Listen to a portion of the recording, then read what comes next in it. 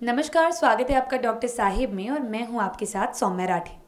Doctor Sahib के आज के एपिसोड में हम ये जानने और समझने की कोशिश करने वाले हैं कि अगर आपकी किडनी में दर्द ना हो तो आप ये कैसे समझ सकते हैं कि किडनी के साथ कोई दिक्कत शुरू हो चुकी है। क्योंकि अक्सर ऐसा कहा जाता है कि जब तक किडनी 90% डैमेज हो जाती है तब तक भी आपको ये पता नहीं चल पाता है कि कोई दिक्कत हो सकती है। और ये चीज़ें समझाने के लिए इस वक्त मेरे साथ बैठे हैं डॉक्टर दीपक कुमार, जो कि बिहार के सबसे जाने माने किडनी रोग विशेषज्ञों में से एक है। डॉक्टर साहब को आप पहले भी हमारे चैनल पर कई बार देख चुके हैं। सबसे पहले डॉक्टर साहब नमस्कार, बहुत बहुत स्वागत है आपका।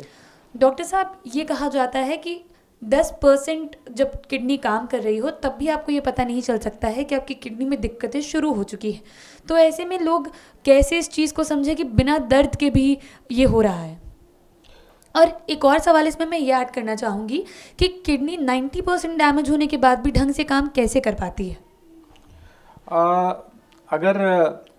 पेशेंट को पेट के निचले हिस्सों में दर्द हो रहा है और पेट के निचले हिस्से में बैक साइड में रीढ़ की हड्डी के दोनों तरफ दर्द हो रहा है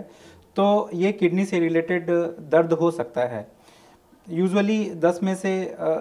5 से ज़्यादा पेशेंट्स जो होते हैं जो पेट में जो दर्द का कंप्लेन लेके आते हैं और वो उनको ऐसा लगता है कि हमें जो दर्द हो रहा है वो किडनी की प्रॉब्लम से हो सकती है, तो हम लोगों को किडनी से रिलेटेड वो दर्द आगे जो जांच जो कराते हैं उसमें नहीं आती है। वो ऐसा कोई ज़रूरी नहीं है कि जितना परसेंटेज किडनी हमारा डैमेज होता है तो अगर किसी पेशेंट को पहले से दर्द रहा है तो वो दर्द उसी हिसाब से आगे बढ़ेगा, ऐसा बिल्कुल भी नहीं होता। पेन के साथ अगर कोई पेशेंट आ रहा है और उसको साथ में किडनी की प्रॉब्लम है तो ये अलग अलग किडनी की जो बीमारी होती है, जैसे कि किडनी में अगर स्टोन हो और किडनी के आसपास काफ़ी दिनों से इन्फेक्शन रहा हो और वो इन्फेक्शन के कारण किडनी के आसपास पस जमा हो गया हो, या फिर अगर किसी एक्सीडेंट में अगर चोट कहीं और लगी हो और वो दर्द चोट के कारण किडनी के आसपास अगर ब्लड जमा हो चुका हो, तो ये सब कुछ ऐसी कंडीशंस है जिसमें कि पेन किडनी के बीमारी से रिलेटेड हो सकता है जी। और जहाँ तक परसेंटेज ऑफ किडनी डैमेज का पेन के साथ अगर कोरिलेशन की बात आती है तो ये सही बात है कि हमारे पास जैसे मैंने लास्ट इंटरव्यू में ये बताया था कि ये डिपेंड करता है कि वो जो पेशेंट हमारे पास आया है वो कौन से सोशो इकोनॉमिक बैकग्राउंड से हमारे पास आया है। अगर वो एक अच्छे सोशो इकोनॉमिक बैकग्राउंड से आता है, चूँकि उनका न्यूट्रिशनल स्टेटस काफ़ी अच्छे से मेंटेन्ड होता है, इसीलिए 90% किडनी डैमेज हो जाने के बाद भी उनको पता नहीं रहता। वो बस रूटीन इन्वेस्टिगेशंस के लिए किसी अस्पताल या प्राथमिक चिकित्सालय में जाते हैं तो उन्हें बताया जाता है कि किडनी की प्रॉब्लम जो है वो आपको तो है ही, साथ में ये ऐसे स्टेज में चली गई है कि जिसके लिए आपको कुछ एक्टिव इंटरवेंशन या फिर सिंपल दवाई देने से वो ठीक नहीं हो सकता। तो किडनी में अगर स्टोन हो, स्टोन का लोकेशन डिफाइन करता है कि पेट के ऊपरी हिस्से में पेन हो रहा है या फिर पेट के ऊपरी हिस्से से पेन जो है वो निचले हिस्से की तरफ रेडिएट कर रहा है, तो वो डिपेंड करता है कि स्टोन का लोकेशन क्या है। अगर स्टोन के कारण पेशाब से ब्लड आ रहा हो, वो स्टोन अगर पेशाब के रास्ते में उसको डैमेज कर रही हो तो पेशाब में जलन के साथ साथ दर्द भी हो सकता है, या फिर किडनी के दोनों तरफ काफ़ी पुराना इन्फेक्शन हो जिसके कारण पस जमा हो चुका हो तो उसके कारण भी पेशेंट को पेन हो सकता है। तो पेन और किडनी फंक्शन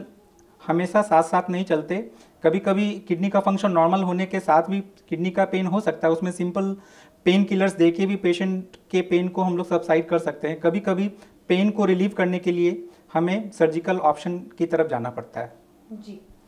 तो डॉक्टर साहब, ये चीज़ यहाँ मैं समझना चाहूँगी कि लोग जब लास्ट स्टेज पर ही, जैसा कि आपने बताया, अक्सर आते हैं किडनी की बीमारियों को लेकर, तो जब बीमारी आइडेंटिफाई कर ली जाती है तो क्या उसे वहीं पर रोका जा सकता है या फिर किडनी पूरे तरीके से ख़राब होना तय है? ये डिपेंड करता है कि वो मैंने बताया था कि किडनी की प्रॉब्लम दो तरह की होती है। एक तो एक्यूट किडनी इंजरी जिसमें कि कम समय में किडनी काफ़ी ज़्यादा डैमेज हो जाती है, इवन 90% से ज़्यादा किडनियाँ डैमेज हो जाती है, लेकिन समय रहते जिस कारण से वो किडनी की प्रॉब्लम हुई है अगर उसको समय रहते हम लोग ट्रीट करते हैं तो उस कंडीशन में किडनी का फंक्शन वापस आ जाता है। लेकिन most commonly chronic kidney disease जिसमें कि किडनी का जो नॉर्मल साइज़ होता है उसमें से वो समय के साथ सिकुड़ता चला जाता है। क्रॉनिक किडनी डिजीज़ का पेशेंट जिसमें कि किडनी का फंक्शन लगातार 3 महीने से ज़्यादा डैमेज रहा है, तो ऐसे ग्रुप ऑफ पेशेंट्स में मेजॉरिटी ऑफ पेशेंट्स का किडनी फंक्शन वापस हम लोग पूर्वावस्था में नहीं ला सकते, तो उनको आगे के लिए या तो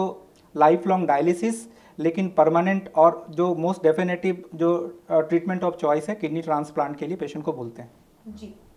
उम्मीद करती हूँ कि डॉक्टर साहब ने जो बातें बताई हैं आपने उन्हें ठीक तरीके से सुना और समझा होगा। इसी के साथ बहुत जल्द मुलाकात होगी डॉक्टर साहब के अगले एपिसोड में। तब तक के लिए अगर वीडियो को फेसबुक पर देख रहे हैं तो पेज को लाइक करें,